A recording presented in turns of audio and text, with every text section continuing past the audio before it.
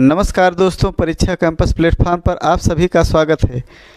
इसके पहले आप देख रहे थे पर्यायवाची, विलोम, अनेक शब्दों के लिए एक शब्द। उसी की श्रृंखला में लेकर हम आए हैं भाषा और बोली से संबंधित जो अति महत्वपूर्ण प्रश्न हैं उनका महामैराथन लेकर आए हैं, जो आपकी परीक्षा के लिए अति महत्वपूर्ण है। आज देखते हैं आज का पहला प्रश्न आपका क्या है। पहला प्रश्न है, 14 सितंबर 1949 को भारतीय संविधान सभा ने हिंदी को भारत संघ की कौन सी भाषा घोषित की है? अब कौन सा दर्जा मिला है?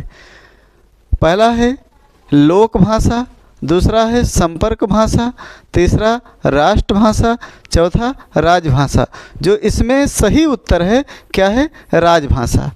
आपका जो सही उत्तर है क्या है? राजभाषा है।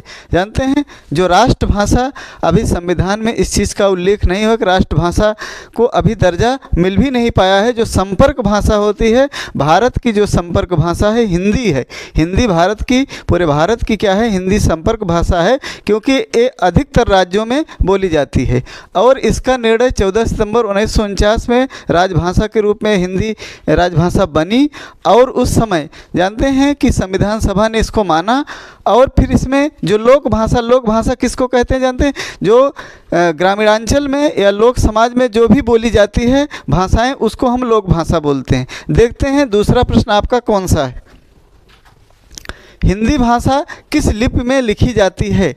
दूसरा प्रश्न आपका है, हिंदी भाषा किस लिपि जाती है? पहला प्रश्न है देवनागरी, दूसरा ब्राह्मी, तीसरा गुरुमुखी, चौथा सौराष्ट्री। इसमें जो सही उत्तर आपका है देवनागरी। देवनागरी उत्तर आपका सही होगा। और हिंदी भाषा जानते हैं लिपि कहते हैं, उसके जो चिन्ह होते हैं, जिस भी भाषा को आप लिखते हैं जो उसका चिन्ह होता है उसी को लिपि बोला जाता है। और इसमें इसकी जो सबसे पुरानी लिपि है वो ब्राह्मी लिपि है। गुरमुखी, जानते हैं गुरमुखी किसकी लिपि है? वो पंजाबी भाषा की लिपि है। किसकी है? पंजाबी भाषा की लिपि है। देखते हैं अगला प्रश्न आपका कौन सा है। संविधान के किस अनुच्छेद, यहाँ अनुच्छेद होना चाहिए,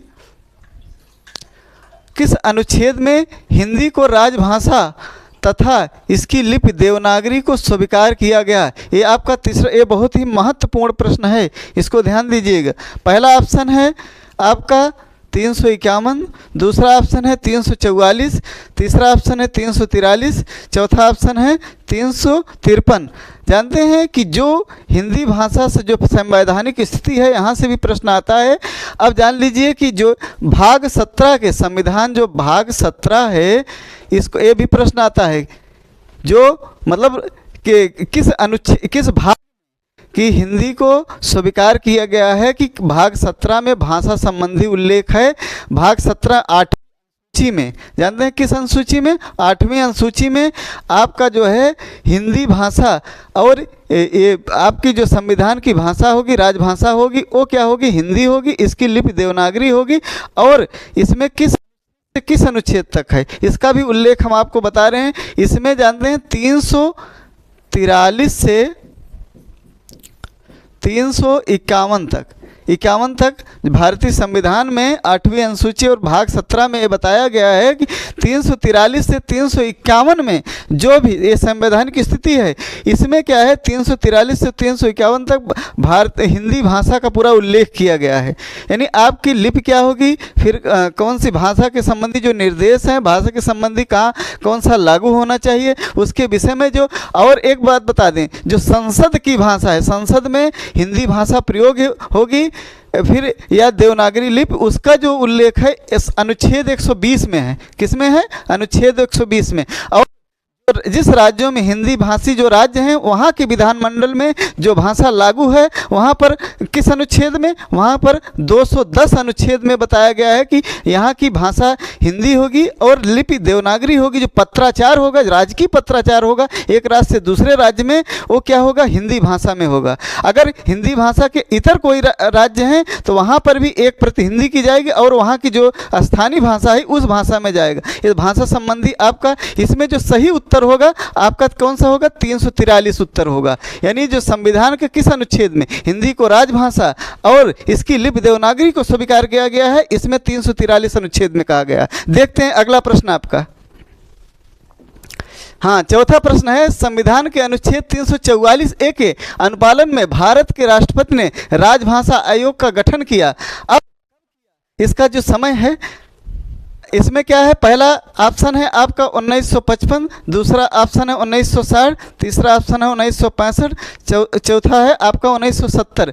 इसमें ये पूछा है कि अनुच्छेद 344 के ए में, जानते हैं जैसे जो संशोधन होता है ए बी करके जोड़ा जाता है, जैसा कि आप पॉलिटी में हमारे सर एक बताए थे, वही आपको बताना है कि किस, यानी इस 344A के अनुपालन में भारत के राष्ट्रीय भाषा आयोग का जो गठन किया है वो जो है, अर्थात उसका गठन 1955 में हुआ है। और जानते हैं किसकी अध्यक्षता, बीजी खेर की अध्यक्षता में, वो सुप्रीम कोर्ट के न्यायाधीश थे, उनकी अध्यक्षता में जो है इन्होंने क्या किया, 1955 में राजभाषा आयोग का गठन किया। एक प्रश्न बहुत पूछा जाता है, इसके प्रथम अध्यक्ष कौन थे, बीजी खेर थे। देखते हैं अगला प्रश्न आपका कौन सा है। ब्राह्मी से किस लिपि की उत्पत्ति हुई है, ये आपका पांचवा प्रश्न है। इसमें बताना, पहला ऑप्शन है कैथी, दूसरा खरोष्टी, तीसरा देवनागरी, चौथा गुरमुखी। इसमें जो सही उत्तर है आपका देवनागरी है। जानते हैं जो ब्राह्मी है ये पहले सबसे पुरानी मानी जाती, इन्हीं लिपि से, जो ब्राह्मी लिपि है इसी से सभी लिपियों का उत्पत्ति हुई है। और कह रहे हैं कि ब्राह्मी से किस लिपि की उत्पत्ति हुई है, देवनागरी की उत्पत्ति हुई है। और मुखी जो है किस भाषा की लिपि है, वो पंजाबी भाषा की लिपि है। देखते हैं अगला प्रश्न आपका कौन सा है। अवधी बोली किस अपभ्रंश से विकसित हुई है, इसमें आपको बताना है जो अवधी बोली है। जानते हैं हिंदी भाषा में कुल कितनी बोलियां हैं, पहले 18 मान्यता थी, लेकिन इस समय जो मान्यता है 17 बोलियों की, जो इनको ने इसमें वो किया है, तो उसमें जो इस समय कितनी बोलियां हैं, कुल 17 बोलियां हैं। और कितनी उपभाषाएं हैं, इस पर भी प्रश्न पूछा जाता है। 5 उपभाषाएं हैं। कितनी भाषाएं हैं, 5 उपभाषाएं हैं। इसमें पूछा है कि अवधी बोली किस अपभ्रंश से विकसित हुई है। पहला ऑप्शन है मागधी, दूसरा ऑप्शन है अर्धमागधी, तीसरा सौरसेनी, चौथा है ब्राचड़। इसमें जानते हैं जो सही उत्तर होगा क्या होगा, अर्धमागधी होगा आपका। जो मागधी अपभ्रंश है इससे बिहारी हिंदी का विकास हुआ है, सौरसेनी का खड़ी बोली का विकास हुआ है। देखते हैं अगला प्रश्न आपका कौन सा है। हिंदी की मूल उत्पत्ति किससे मानी जाती है, जो हिंदी की मूल उत्पत्ति है किससे मानी जाती है। पहला ऑप्शन है खस अपभ्रंश, दूसरा मागधी, तीसरा सौरसेनी, चौथा मागधी। जो हिंदी की मूल उत्पत्ति है किससे मानी जाती है, सौरसेनी उपभ्रंश अब जाती है। सौरसेनी ही जानते हैं, सौरसेनी कई बोलियों, कई भाषाओं की उत्पत्ति का कारण है। ये जो है सौरसेनी खड़ी बोली का भी है, राजस्थानी का भी है। अब उसी देखिए इसमें, और जो अर्धमागधी है ये जान लीजिए अवधी की है, और ये मागधी बिहारी की है। देखते हैं आपका अगला प्रश्न कौन सा है। अगला प्रश्न है वाराणसी, गोरखपुर, आगरा, क्योंकि ये प्रश्न पूछता है क्षेत्रीय भाषा से संबंधित। आगरा के मध्य कौन सी भाषा बोली जाती है। पहला ऑप्शन है भोजपुरी, दूसरा ऑप्शन कौरवी, तीसरा मैथिली, चौथा अवधी। इसमें जो वाराणसी, गोरखपुर, आगरा के आसपास जो मध्य, आगरा के मध्य जो बोली जाने वाली भाषा है वो कौन सी है, भोजपुरी है। वाराणसी, गोरखपुर में क्या, इस और आगरा के मध्य में, आगरा में, पूरे आगरा में खड़ी भोजपुरी नहीं बोली जाती, वहाँ दूसरी भी भाषा, अर्थात वहाँ ब्रज का भी प्रभाव है, लेकिन उसके मध्य की भाषा जो है, गोरखपुर, वाराणसी और आगरा के मध्य की जो भाषा है वो भोजपुरी है। देखते हैं अगला प्रश्न आपका कौन सा है। कौन सी बोली बिहारी हिंदी की नहीं है, इसमें नहीं विशेष। पहला ऑप्शन है जयपुरी, दूसरा मैथिली, तीसरा भोजपुरी, चौथा मगही। इसमें बोला है कि कौन सी बोली बिहारी हिंदी की नहीं है, इसमें बिहारी उपभाषा है। इसकी कौन सी, इसमें 3-4 भाषाएं, 3-4 बोलियां आती हैं। पहला है ऑप्शन है जयपुरी, इसमें जयपुरी ही सही होगा आपका जो ऑप्शन। मैथिली, भोजपुरी, मगही, तीनों ये बिहारी हिंदी की बोलियां हैं। किसकी हैं, बिहारी की। और जयपुरी किसकी है, राजस्थानी की है। किसकी है, राजस्थानी की। देखते हैं अगला प्रश्न आपका कौन सा है। हिंदी का मानक रूप किस भाषा विकसित हुआ है, जो हिंदी का मानक रूप है, मानक का मतलब होता है एकदम खड़ी, जो एकदम शुद्ध, वो मानक रूप होता है। मानक रूप का मतलब उसमें संस्कृत निष्ठता रहे और उसके बाद उसमें ये भी रहता है कि वो खरी खरी एकदम शुद्ध हो। तो बताइए कि इसमें कौन सी ऐसी भाषा है किससे विकसित होता है? पहला है ब्रज, दूसरा खड़ी बोली, तीसरा अवधी, चौथा मालवी। जानते हैं इसमें जो सही उत्तर है आपका खड़ी बोली है। जानते हैं अब इसमें क्या है? अवधी। जो अवधी जो है ये आपके लगभग प्रतापगढ़, अवध इसका मुख्य केंद्र है, उसके आसपास के जो 14 ज़िले हैं वहाँ अवधी बोली जाती है। मालवी जानते हैं राजस्थानी की है। किसके है? राजस्थानी।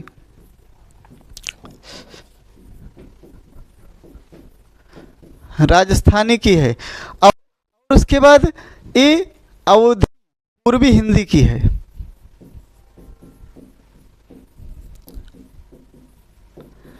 एक किस अपभ्रंश से विकसित हुई है? अर्धमागधी से विकसित हुई है। ये ब्रज जो है ये पश्चिमी हिंदी। देखते हैं अगला प्रश्न आपका कौन सा है। मथुरा, आगरा, धौलपुर, ग्वालियर आदि के क्षेत्र में निम्नलिखित में से कौन सी बोली बोली जाती है? पहला ऑप्शन है बांगरू, दूसरा ऑप्शन खड़ी बोली, तीसरा ऑप्शन ब्रज, चौथा अवधी। जो मथुरा, आगरा, धौलपुर, ग्वालियर आदि क्षेत्रों में बोली जाने वाली कौन सी भाषा है? ब्रज है। ये बहुत पूर्ण प्रश्न है, ये पूछा जाता है। किसी एक मान भी पूछ लेगा मथुरा, आगरा, धौलपुर, क्योंकि आगरा में कुछ भाग में भोजपुरी बोली जाती है, कुछ भाग में जो है यहाँ पर आपका ब्रजभाषा बोली जाती है। जो बांगरू है खड़ी बोली ये मेरठ के आसपास के जो ज़िले हैं वहाँ पर बोली जाती है। अवधी प्रतापगढ़ और इधर सुल्तानपुर, फैजाबाद और इन सब के आसपास के जो ज़िले हैं जैसे अयोध्या, वहाँ पर ये अवधी बोली जाती है। देखते हैं अगला प्रश्न आपका कौन सा है। 12वां प्रश्न है भाषा के यहाँ होना चाहिए।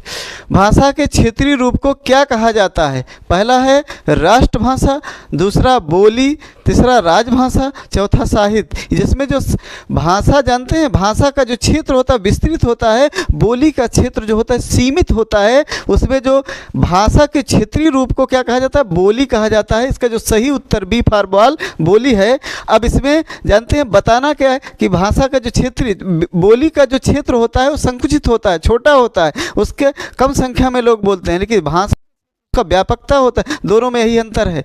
देखते हैं अगला प्रश्न कौन सा है।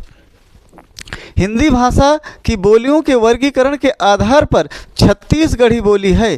छत्तीसगढ़ी बोली किसकी किस उपभाषा की बोली है?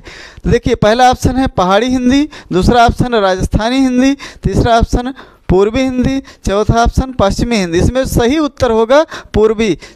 देखिए छत्तीसगढ़ी जो है अवधी, बघेली, छत्तीसगढ़ी, ये तीनों जो है पूर्वी हिंदी में आती हैं। अवधी, बघेली, अवधी, बघेली, छत्तीसगढ़ी। छत्तीसगढ़ी को मैंने बताया ये तीनों बोलियां पूर्वी हिंदी में आती हैं। अब राजस्थानी में मालवी, मेवाती, जयपुरी, ढूढ़ा जो है आपकी राजस्थानी में आती हैं। पहाड़ी हिंदी में कुमाऊनी, गढ़वाली आती है। और फिर पश्चिमी हिंदी में आपकी जो है खड़ी बोली, ब्रजभाषा, ये सब आते हैं। देखते हैं अगला प्रश्न आपका कौन सा है। हिंदी भाषा की कितनी विख्यात बोलियां हैं? अब हिंदी भाषा की कितनी विख्यात बोलियां हैं? इसमें बोलियां क्या उपभाषा पूछा है। क्या पूछा है?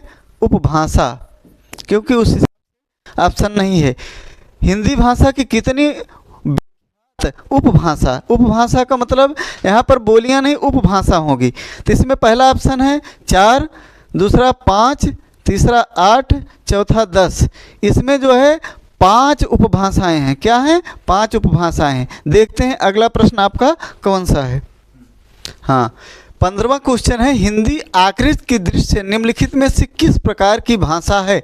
अब इसमें बताना है आपको किस प्रकार की आकृति की दृष्टि है। पहला अयोगात्मक, दूसरा श्लिष्ट योगात्मक, तीसरा प्रश्लिष्ट योगात्मक, चौथा है अश्लिष्ट योगात्मक। इसमें जो सही उत्तर होगा वो श्लिष्ट योगात्मक होगा, क्योंकि हिंदी भाषा की जैसे पहले पूर्व रूप जो था श्लिष्ट योगात्मक था, इसका आकृत की दृष्टि से पूछा है। आकृत दृष्टि जैसे हम जानते हैं पहले परसर्गों का प्रयोग नहीं होता, परसर्ग मतलब कारक का, पहले जैसे संस्कृत में क्या होगा, राम का नहीं लिखा जाता था, रामस से लिखा जाता था, जानते हैं। उसी तरीके से पहले जो भाषाओं का अनुक्रम है, पहले वैदिक संस्कृत, फिर लौकिक संस्कृत, फिर पाली, प्राकृत, अपभ्रंश, अवहट्ट, तब जाके हिंदी का विकास होता है। इस समय क्या हुआ, हिंदी वियोगात्मक भाषा हो गई। पहले इसका जो आकृति का रूप है वो क्या है, वो श्लिष्ट योगात्मक रूप होता है। देखते हैं अगला प्रश्न आपका कौन सा है। क्या ब्रज भाषा का विकास किस अपभ्रंश है? अभी मैंने बताया का विकास के अपभ्रंश से हुआ। पहला ऑप्शन है मागधी, दूसरा अर्धमागधी, तीसरा पैसाची, चौथा है सौरसेनी। जो ब्रज भाषा का विकास मैंने बताया कि मागधी का क्या होता है, अब मागधी और अर्धमागधी, पैसाची, इसमें तीनों, मागधी बिहारी हुआ, अर्धमागधी अवधी बघेली छत्तीसगढ़ी हो गया।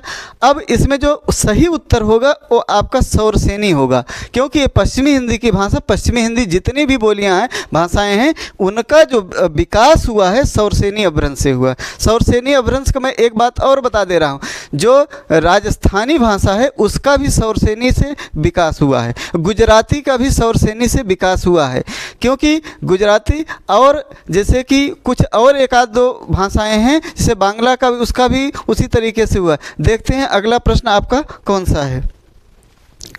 किस बोली में ने लगाया जाता है? परसर का मतलब यहाँ आप समझिए, परसर का कोई दूसरा नाम क्या है, कारक है। नहीं तो बहुत लोग कि परसर्ग कहते किसको हैं। व्याकरणिक भाषा में कारक को परसर्ग कहा जाता है। अब इसमें बताना है कि किस बोली में ने का परसर्ग होता है। पहला ऑप्शन राजस्थानी, दूसरा अवधी, तीसरा खड़ी बोली, चौथा ब्रज भाषा। इसमें जो सही उत्तर है आपका खड़ी बोली है, क्योंकि खड़ी बोली में ने प्रसर्ग का प्रयोग होता है। बाकी अब ना तो राजस्थानी, अवधी, इन ब्रज में इनका प्रयोग नहीं होता है। देखते हैं अगला प्रश्न आपका कौन सा है।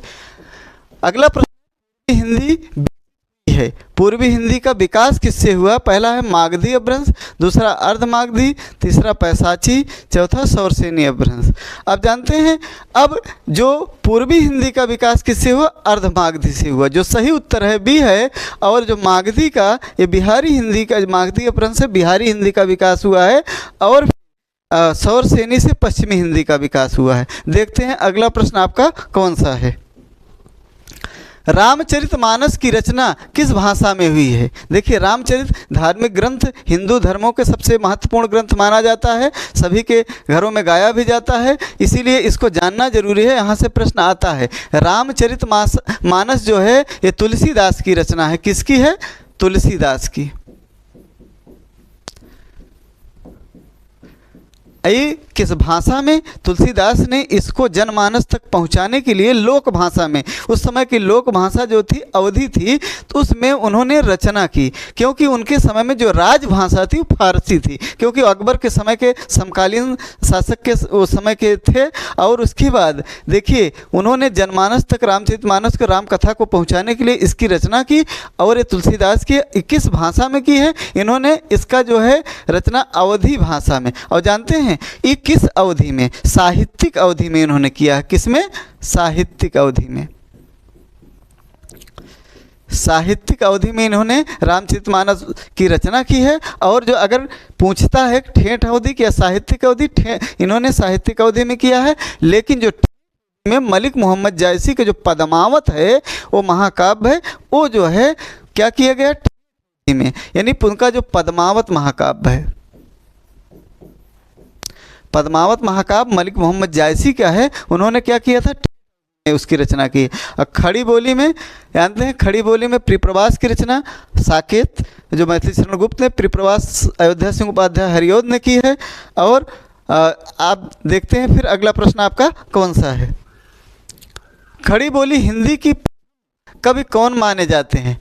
जैसा कि हिस्ट्री में सर ने बताया था, खड़ी बोली मतलब खड़ी बोली के हिंदी के प्रथम कवि किसे माना जाता है? उनका नाम पहला ऑप्शन है तुलसीदास, दूसरा गुरु गोविंद सिंह, तीसरा नानक, चौथा अमीर खुसरो। इसमें जो सही उत्तर है अमीर खुसरो, क्योंकि हिंदी के खड़ी बोली के जनक माने जाते हैं। हिंदी में भी वही चीज़ है, वही चीज़ इतिहास में भी है।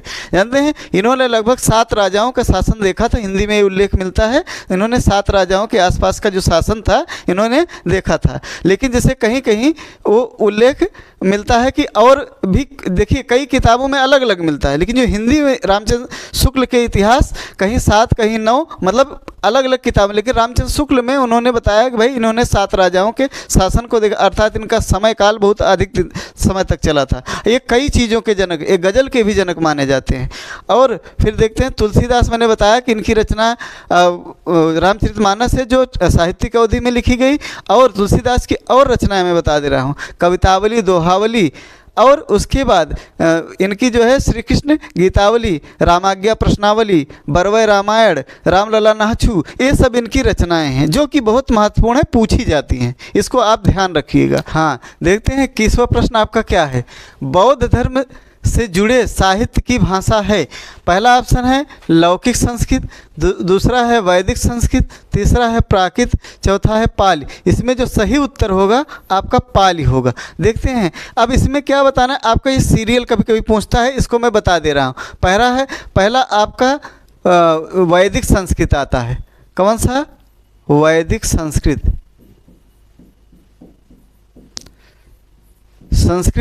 फिर उसके बाद संस्कृत, फिर पाली आता है, फिर प्राकृत, फिर अपभ्रंश। देखिए इसका क्रम याद रखिएगा, सबसे पहले वैदिक संस्कृत, फिर संस्कृत, फिर पाल, प्राकृत, अपभ्रंश। इसको ध्यान रखेंगे तो कभी कभी सीरियल पूछ लेता है। सीरियल में मान लीजिए कि एक कोई भी कंपटीशन एग्जाम होता है उसमें पूछता है अक्सर है, सबसे पहले किसका विकास हुआ, इसी क्रम से जान लेंगे। सबसे पहले वैदिक संस्कृत, संस्कृत, पाल, प्राकृत, अपभ्रंश। जो गौतम बुद्ध से जुड़े यानी वो धर्म का प्रचार उन्होंने पाल में किया था, इसको विशेष ध्यान रखिएगा कि उन्होंने किस अपने धर्म का जो प्रचार प्रसार किस भाषा में किया था, पाली भाषा में। देखते हैं अगला प्रश्न आपका कौन सा है। हिंदी का प्रथम व्याकरण लिखने वाले विद्वान हैं, ये भी बहुत महत्वपूर्ण क्वेश्चन है। देखिए पहला ऑप्शन है जेसुआ केटलर, दूसरा किशोरीदास वाजपेयी, तीसरा जॉर्ज ग्रियर्सन, फिर कामता प्रसाद गुरु। जानते हैं अब हिंदी का प्रथम व्याकरणाचार्य कौन थे? ये थे जॉन जेसुआ केटलर, इनका पूरा नाम है। जेसुआ केटलर ये डच भाषा के थे। जानते हैं इन्होंने पहला हिंदी व्याकरण जो किस भाषा में लिखा है, ये डच भाषा में। और कब लगभग 1696 के आसपास इन्होंने, इसका जो समय है कई किताबों में अलग अलग मिलता है, लेकिन जो एक जो इनकी किताब है किशोरीदास वाजपेयी, उसमें जो है 1696 के आसपास वो जो है उन्होंने जॉन जेसुआ केटलर हिंदी का व्याकरण किस भाषा में, डच भाषा में लिखा है। देखते हैं अगला प्रश्न आपका कौन सा है। अपभ्रंश का वाल्मीकि किसे कहा जाता है? देखिए ये भी बहुत महत्वपूर्ण क्वेश्चन है, ये पूछा जाता है। अपभ्रंश का वाल्मीकि किसे कहा जाता है? पहला ऑप्शन है पुष्पदंत को, दूसरा धनपाल को, तीसरा शालिभद्र सूर को, चौथा है स्वयंभू को। इसमें जो अपभ्रंश का वाल्मीकि जानते हैं किसको? स्वयंभू को कहा जाता है। ये स्वयंभू अपभ्रंश के वाल्मीकि कहे जाते थे। हिंदी में इनको बहुत पूछा जाता है, ये सामान्य में भी पूछा जाता है। और फिर देखते हैं अगला प्रश्न आपका कौन सा है। 24वां प्रश्न, भारत के उच्चतम न्यायालय तथा उच्च न्यायालय जानते हैं कि दोनों में कि भाषा संबंधी निर्देश किस अनुच्छेद में दिया गया है? ये जो है पहला ऑप्शन है 344, दूसरा 346, चौथा 348, फिर उसके बाद 120। इसमें जो सही उत्तर है आपका 348 है। देखिए इसमें जो भारत के उच्चतम न्यायालय और उच्च न्यायालय उनसे भाषा संबंधी जो भी निर्देश है वो कि भाई उसमें आपको 348 अनुच्छेद में, मैंने पहले ही बता दिया कि 120 जो संसद में भाषा होगी हिंदी के विषय में जो उल्लेख किया गया है, संसद की भाषा 120 संबंधी 120 अनुच्छेद में निर्देश किया गया है। देखते हैं अगला प्रश्न आपका कौन सा है। केंद्रीय हिंदी निदेशालय की स्थापना कब हुई? अब इसमें पहला ऑप्शन है 1973, दूसरा 1981, तीसरा 1952, चौथा 1960। इसमें जो केंद्रीय हिंदी निदेशालय की स्थापना का सही समय है 1960। ये कई बार पूछा गया है। जानते हैं ये बहुत ही महत्वपूर्ण क्वेश्चन है कि जो केंद्रीय हिंदी निदेशालय की स्थापना 1960 में हुई। देखते हैं अगला प्रश्न आपका कौन सा है। अगला प्रश्न, अपभ्रंश भाषा का काल कौन सा है, यानी समय कौन सा है? पहला ऑप्शन है आपका 1500 ईसा पूर्व से 500 ईसा पूर्व, दूसरा है 500 ईस्वी से 1000 ईस्वी, तीसरा 1000 ईस्वी से 1500 ईस्वी, आपका ये चौथा है 500 ईसा पूर्व से 1 ईस्वी तक। इसमें जो सही उत्तर है 500 ईस्वी से 1000 ईस्वी तक, ये जो अपभ्रंश का समय माना जाता है। अजानते इसके पहले जो 1500 ईसा पूर्व से 500 ईसा पूर्व संस्कृत का समय यानी वैदिक काल जो संस्कृत प्रयोग होती थी उसका समय माना जाता है। क्वेश्चन है बनाफरी इनमें से किस बोली की उपबोली है? पहला है कौरवी, दूसरा बघेली, तीसरा ब्रज, इनमें से कोई नहीं। इसमें जो सही उत्तर है आपका इनमें से कोई नहीं, अर्थात है किस उपबोली की किस उपबोली है जानते हैं? इसमें बताना आपको जैसे कि यह जो है आपकी बुंदेली जो बोली है, ये झांसी जालौन के आसपास बोली जाने वाली जो बुंदेली भाषा, इसकी जो है ये उपबोली है। बुंदेली की उपबोली क्या कौन सी है? बनाफरी। देखते हैं अगला प्रश्न आपका कौन सा है। विश्व हिंदी सचिवालय का मुख्यालय कहाँ है? जो विश्व हिंदी सचिवालय का मुख्यालय, देखिए पहला ऑप्शन है ब्रिटेन, दूसरा मॉरिशस, तीसरा भारत, चौथा अमेरिका। इसमें जो सही उत्तर होगा क्या होगा? मॉरिशस होगा। जानते हैं जो विश्व हिंदी सचिवालय का मुख्यालय कहाँ है? ये मॉरिशस में है। देखते हैं अगला प्रश्न आपका कौन सा है। 29वां है सौरसेनी अपभ्रंश के अंतर्गत आने वाली भाषा नहीं है। आने वाली सौरसेनी अपभ्रंश के अंदर आने वाली भाषा कौन सी इसमें नहीं है? पहला है गुजराती, दूसरा सिंधी, तीसरा राजस्थानी, चौथा पश्चिमी हिंदी। इसमें जो सही उत्तर है आपका सिंधी। जानते हैं ये सिंधी किस, ये जो है किस अपभ्रंश से है? ब्राचड़। इसका जो है ब्राचड़, आपका ब्राचड़ अपभ्रंश है। बाकी सभी जो है सौरसेनी अपभ्रंश से विकसित हुई हैं। गुजराती भी है, राजस्थानी भी है, पश्चिमी हिंदी है। देखते हैं अगला प्रश्न आपका कौन सा है।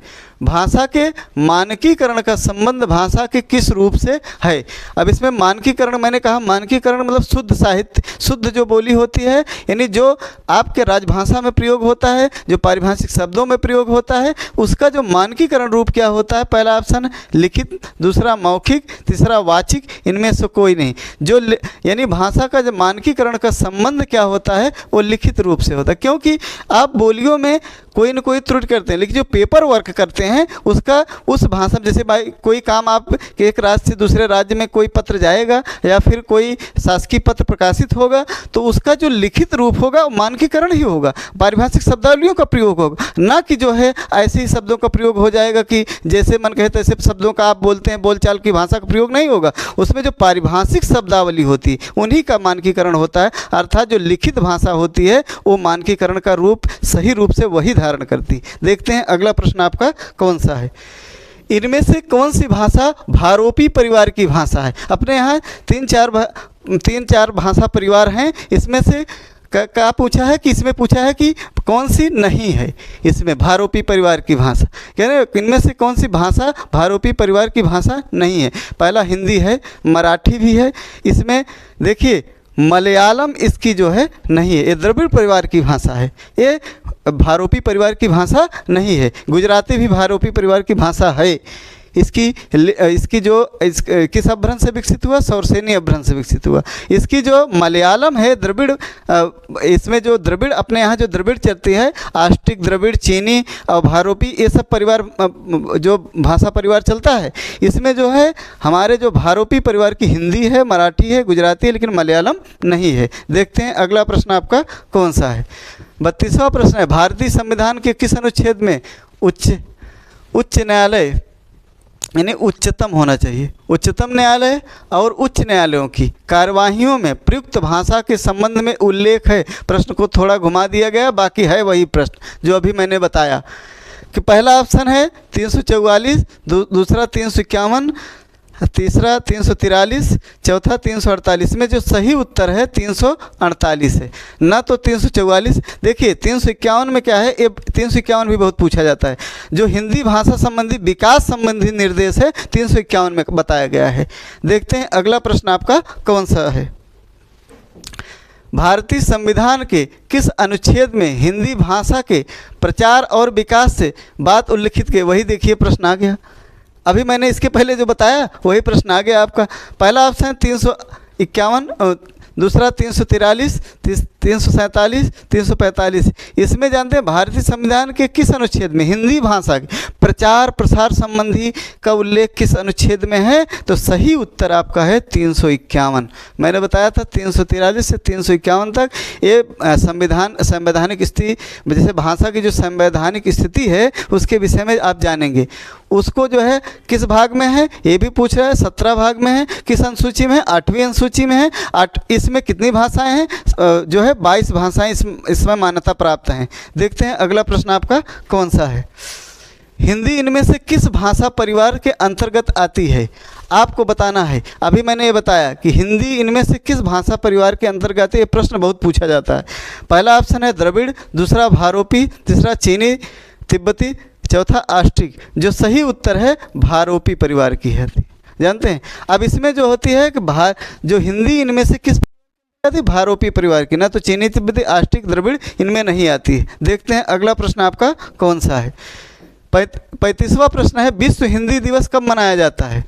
अब हिंदी दिवस कब मनाया जाता है इसको बताएं। हिंदी दिवस 14 सितंबर को मनाया जाता है, लेकिन इसमें पूछा है विश्व हिंदी दिवस कब मनाया जाता है। पहला ऑप्शन है 10 जनवरी, दूसरा 15 अगस्त, तीसरा 14 सितंबर, चौथा 26 जनवरी। इसमें जो सही उत्तर आपका है 10 जनवरी। देखते हैं अगला प्रश्न आपका कौन सा है। ये 36वां अंतिम प्रश्न है। इनमें से कौन सी भाषा द्रविड़ भाषा यानी द्रविड़ भाषा परिवार की भाषा है? कौन सी है? पहला ऑप्शन है तेलुगु, दूसरा बांग्ला, तीसरा ओडिया, चौथा मराठी। इसमें जो सही उत्तर है आपका ओडिया है। देखिए इनमें से कौन सी द्रविड़ भाषा परिवार की यह है? ओडिया है। इसके पर तेलुगु, बांग्ला ये तीनों, मराठी ये तीनों नहीं हैं, क्योंकि मराठी तो आपके भारोपी परिवार की भाषा है, बांग्ला भी भारोपी परिवार, ये जानते हैं। अब ये द्रविड़ एक जो है आपका तेलुगु भी उसकी है। ये ओडिया छोड़ करके बाकी सब आपके भारोपी परिवार की भाषा है। हाँ, हिंदी भाषा बोली से संबंधित आज का अंतिम प्रश्न था। मिलते हैं अगले वीडियो में, तब तक के लिए धन्यवाद।